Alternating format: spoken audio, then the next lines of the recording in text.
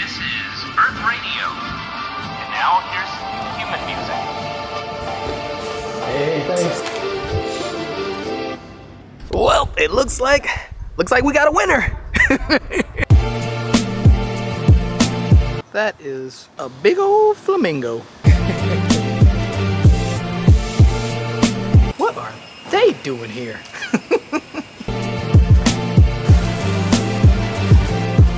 I had to grab a quick snack because I am low-key like starving. I was so excited. I left the house in a rush because I was like extremely excited about today because, okay, quick side note, this spinach bread thing, it's boss.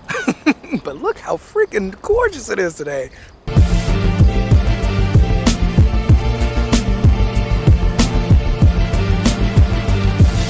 Before we get into why I'm extremely excited today, we have to give a huge shout out to today's coffee sponsor, and that is Angel Vargas Vlogs. Thank you so much for the coffee. And my ninja, if you want to buy coffee, don't be shy. The link is down below. But if not, no tea, no shade, because I ain't a hater. So I am actually excited today because I get to meet the person who actually won the Sony ZvE1 Mark II giveaway. A couple of things I do know is that they do have a YouTube channel. I've checked it out. It is a channel with an amazing idea. Like, it's like one of those channels that you look at and you're like, that's genius. Like, how did they come up with this? It's also an exciting day because I don't have to work all day. This is the start of the summer. We get these days called like summer days where we can just take a day off. Like my coworker took one off last week, and now this week it's my turn. And then I'm also excited because we have our very first parent-teacher conference for kids, Sky Money. And I ain't gonna lie, I'm excited, but I'm also a little nervous because, again, first parent-teacher conference, but also I'm not Dutch, so yeah. Hey! Hey, congratulations! What is your channel about? So I make a lot of book content, book reviews, book hauls, book shopping. Yeah. I don't know, I fell in love with reading and I really needed like a creative outlet to talk about books. Yeah. So I've been using my iPhone and like a $15 mic that I bought from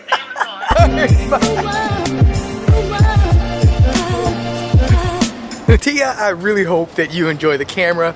And while I was giving Tia the camera, I was on Instagram and I got a message. And the message was basically asking me how I vlog, like how I hold the actual camera. And I have to say, whoever asked this question, great question.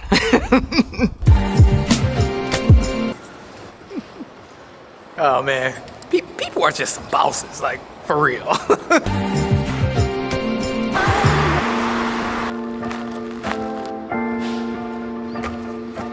Tripod.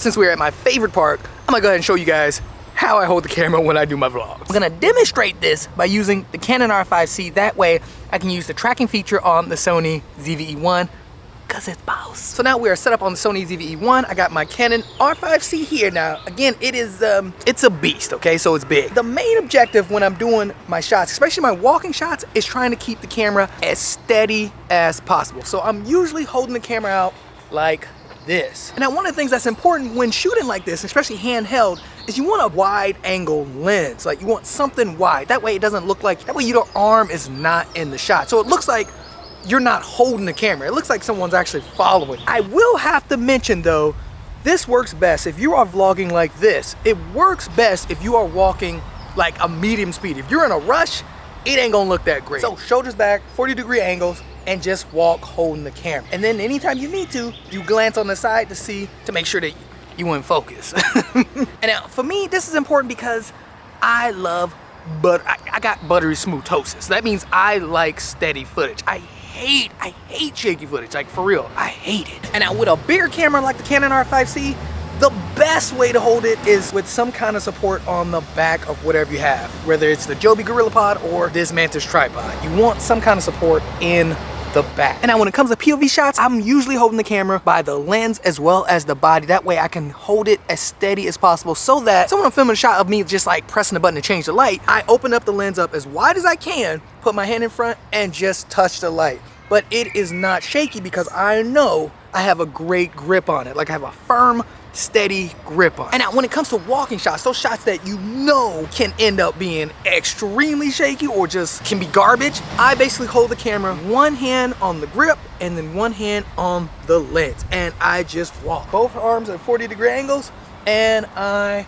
am walking with the camera. Ooh, that tracking on, get on my level, pimp. I'm getting off topic, And now there are definitely a lot of different ways that you can get buttery smooth footage when you're doing vlogs or when you're shooting videos by doing your ninja walk and all that. But these are the ways that work for me. And I've just been doing it for years. So yeah, they work the best for me. Now, let's talk static shots. Because believe it or not, the more shots you have, I feel personally, the better the video is gonna be. And static shots are basically the camera's just sitting down on a tripod. You're not, there's no movement at all. So now let's just say I wanna get a static shot of me putting my backpack down on the bench. I will actually set the camera up here, make sure it's pointed the right direction, make sure it is balanced so it's not crooked, flip out the screen like this so that I can see, then I will sit the bag down. Now when it comes to certain talking head shots, these are a bit tricky for me just because I'm outside. If you are in a studio, you could just have a spot dedicated for your camera. And I don't mean like a legit studio. I know a lot of us ain't balling like that, but I'm just talking about like your bedroom. Basically, you just want to have a dedicated spot where you sit your camera. You know, the framing is right, the lighting's on point, you are good to go. And now, the best way to set up a designated area for your camera is by just having some kind of placeholder. And for me, I used to use tape. I mean, just because that's what we used all the time in the studio when I was working in television. We used tape all the time. Like tape was better than lenses. Like we use tape for everything. So my ninjas, do not be afraid to pull out some Scotch tape, or if you have like the film tape with like the green film tape, use that. But any kind of tape works. Just some kind of tape that you could use as a placeholder so that you don't even have to think about it. You could just go in your room, the tape is right there, that's where you put your camera, and you are Gucci. Oh, and then lastly, B-roll. When it comes to shooting B-roll, if it's like a sequence B-roll, meaning like something I'm trying to put the Canon R5C in my backpack, for example, I'm usually shooting the B-roll 3 times, sometimes twice, but most of the time 3 times. That way I have more options in post-production, meaning I have different angles of what I'm doing to choose from. And yes, my ninjas, I know it's a lot of work. Like, yeah, I know. And now when it comes to shooting B-roll of like the scenery or time lapses, if I am holding the camera, I'm doing the exact same thing as I did before. I'm holding it with 2 hands, 1 hand on the lens and 1 hand on the body. And yes, I know, yes, like, again, all of this is a lot of work, but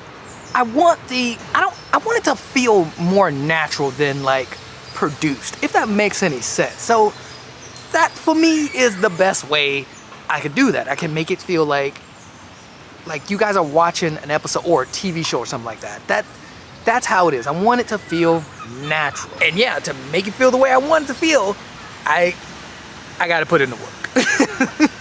And unfortunately, it is a lot harder to help you guys be in the moment with me when it's like looking all shaky like that. Like, that ain't gangsta. So yeah, you gotta bring the sauce and make it smooth. I think a lot of people know this, which is why like GoPros and action cameras are really popular, because you don't really have to think about any of that stuff. I mean, to be real, you ain't gotta think about none of that. And now something else that helps me a lot when I'm shooting like a B-roll sequence and I have multiple different angles is not just having one continuous take. I used to do that, but then it's a lot harder to just sight, like, you know, kind of go through.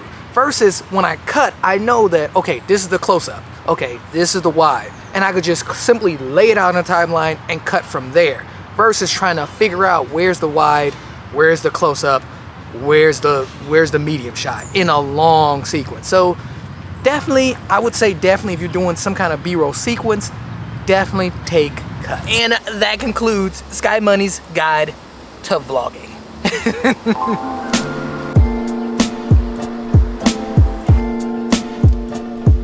Oh man, thanks to whoever asked that question. That was a great question. It actually made me stop and like think about like what I'm doing and how I'm doing it and all of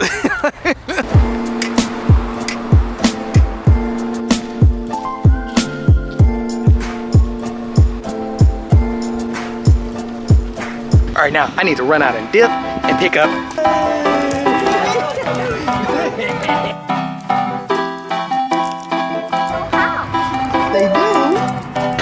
hair is crazy.